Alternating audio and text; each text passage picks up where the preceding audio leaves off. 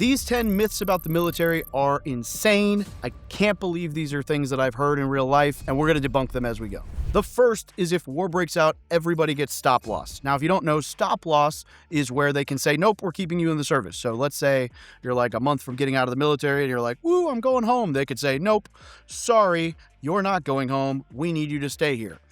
That does happen. It did happen in like OAF, OIF. There were people who remained like stop lost. There's even a whole movie called Stop Loss about it. But it is a very small section of the military. Now, I'm sure if conflict got bad enough, they might utilize that. But I mean, it was less than 1% of the military. It was a very, very, very, very small chunk of people in a very small window of time. And it was almost all like very specialized and necessary job fields. So this is not everybody across the board thing that I've ever heard of happening. Number 2, the silver bullet. The myth is that this is okay. For reference, if you are a heat casualty while in the military, you will get the silver bullet. The myth is that people think, in fact, I saw a video the other day where it was called a silver, and they think that it is a rod that is incredibly cold. And if you have a heat stroke or a heat casualty and you pass out, they will shove this cold, silver, for lack of better words, up your rectum to cool you down faster. That is false. However, the silver bullet's a real thing. What it is a thermometer that is still inserted in the rectum to check your core temperature, because your core temperature in your rectal cavity is the most accurate indicator of your temperature. And if you are so past heat safety that you have passed out, they need to know if this is like, we can solve it, or we need a helicopter. Are you going to die level of like heat stroke, heat exhaustion? Hope that makes sense. So the myth is that the silver bullet is meant to cool you down. The reality is that the silver bullet is to check your core temperature. And then they will use things, depending on how bad it is, they'll fly you out, but they'll use things like put you in the shade, ice packs in your groin and armpit to cool you down as fast as possible. Maybe even water. Like if it's a really hot day, they might get you wet so that, water pulls heat out of your body, right? All of these things to cool you back down, but the silver bullet is a thermometer. Now, number 3 here is a funny one because there are people who will swear this is true, but it's broken fingers at SERE school. Now, for those who don't know, SERE is a military school. It stands for Survive, Evade, Resist, Escape. And basically, it is like the training that all pilots and all special forces guys go to, and other jobs as well. But it's specifically to handle with like POW, MIA situations, right? And SERE school is legit, and there are different levels to it. But none of them involve breaking fingers. Now, I've heard that like at the serious levels, they can break your finger, they can break this, or they can break... The intent here is not to permanently maim or damage people. It is to show you what it might be like as a POW, right? It's serious. It's legit. But they're not going to you up in the process. But the funny thing is, people who've been through the higher levels will swear that this is the case, because why would you deny a rumor or myth that makes it sound like you're cooler or more tough or more intense than you are? Like, if somebody came up to you and was like, I heard at boot camp they break a finger to see how tough you are, why wouldn't you just be like, yep, that happened to a guy in my platoon. We're really that tough. When you like... Most human nature people are not going to be like, no, we're not. It's not that intense. Like they're gonna lean into it. It's the same thing as like when you're at boot camp, you think it's intense, but then you tell all your friends it was easy, and you're like, oh, you might have struggled with it, but like I got this. Like it's so hard, but I got it. Same idea. Number 4, I can't believe I'm saying this one. I've heard this one. You have to kill your firstborn son to graduate from BUDS, which is like SEAL school or Special Forces school. I've heard you have to kill somebody, like any confirmed kill, to become a Marine. It's funny because I heard this in Afghanistan once. Someone said that they heard we had to have a confirmed kill in order to earn the title Marine. And again, in true with our SERE school comment I made there, we were all in a deployment. So it is in our best interest to have all the people around us think that we're scary and big and tough and bad and all the things. So when people came up and said, hey, I heard you had to kill somebody, like have a confirmed kill to become a Marine. Is that true? We all just unanimously said, yes, that's absolutely true. Or like, I don't want to talk about it, or like whatever, but we wouldn't debunk it because you don't, like, why would you take away that edge? So it's a funny one because it's kind of perpetuated because we're like, why deny that? Number 5 is if you fall asleep on guard duty, they'll execute you. Now, technically, desertion or falling asleep on post are punishable by firing squad and execution in the military.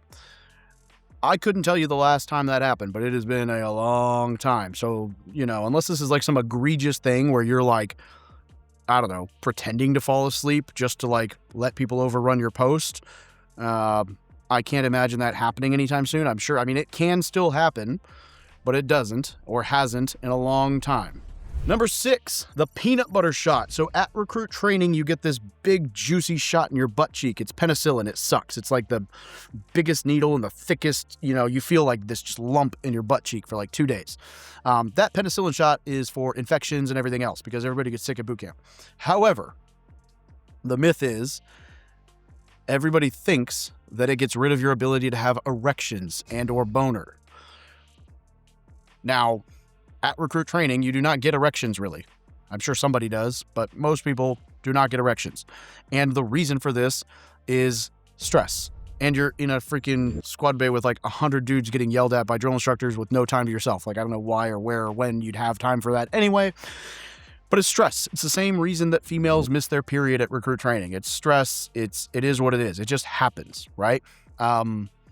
Part of the environment, but it is not because they're putting an anti-boner drug in your penicillin shot to keep you from getting a boner, because I don't know why they would care. Number 7 is that you can't quit once you sign, ever. Not necessarily true. If you're in the delayed entry program, you can still drop out. Even at recruit training, you can just refuse to train and get admin separated. Even in the actual military, you could, in theory, refuse to train and get admin separated. It is not something I would recommend. Especially depending on how far you are into it. Like if you've already earned the title Marine, like you're getting a BCD, like a bad conduct discharge, or a dishonorable discharge, or an admin sep with an RE3 Oscar code. Like none of these are good for your future. They're not going to look good on resumes. They're not going to help you in any way, shape, or form. I would not recommend this. If you join the delayed entry program, I probably also would not recommend this, because then if you decide you want to come back later, unless you had like some very legitimate reason, nobody's going to let you back in, right? So it's not that you can't, but you definitely should not quit after signing. Like once you enlist, you should take it seriously and you should do what you said you're going to do. You should be a man or woman of your word. Number 8 is that getting married and receiving BAH will make you rich. There's this misnomer that getting out of the barracks and collecting basic allowance for housing is going to make you rich, or getting paid to eat. They make BAS, which is basic allowance for sustenance, so a food allowance. Getting that instead of eating at the chow hall will make you rich. And the reality is, while you probably could save a little money at the commissary if you ate, disciplined, cooked your own meals, most knuckleheads are going to go blow all their money eating out more often, and you'll spend more on food than you would have by just eating at the chow hall. I personally liked the meals at the chow hall, and I liked not having to like pull my card out to pay for it. It was just there. And I would say bang for buck, the chow hall is better. And if you eat in the right sections, it can be healthier, right? Because it's real food-ish as opposed to like Jack in the Box or McDonald's. BAH, yes, if you use your housing allowance correctly and you do the house hack where you buy a 2, 3, or 4 unit house, you live in one unit, rent the other, like all the strategies I teach people how to use for real estate investing, you absolutely can set yourself up for success with BAH to improve your situation. But it doesn't mean it's going to happen, because you might make some really dumb decisions or live beyond your means, like a ton of people do, and then you're not better off. And let's be real, you might get the BAH and the BAS, but you're also supporting an extra mouth to feed. So if your spouse isn't working, that means you're going to have less to go around, because now it's 2 people you're covering on one pay. And then if you have kids, again, same thing. Like you might get a little bump for having a dependent, but it's not going to be enough to cover the cost of a child. So I'm not saying don't get married or have kids. I love the idea of both. I've done both. I would say don't do it for money. And if you do it, be smart with your money and actually use your BAH. Pay attention to what I've been showing people and do it that way. Number 9 is that you're guaranteed to get PTSD if you deploy. That's just not true. In fact, in a lot of cases, I would say PTSD has kind of been like hyped up to be almost like, I won't say it's cool to have, but I think there are probably people who say they have it when they just don't really know, or it's not that serious. And I'm not downplaying or denigrating. I'm just saying I think it's, become kind of a buzzword, unfortunately. But I know plenty of people who deployed with me or otherwise that do not struggle from PTSD at all.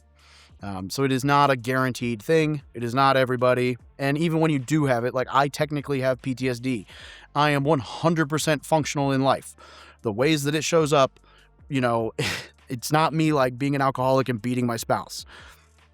It's not. Like that's the, you know, far extreme crazy sides of PTSD. Now, some people have that stuff, and some people, you know, do have the not so great, like really bad cases of PTSD, but like mine are things like I don't really like being in crowds. I get a little anxious.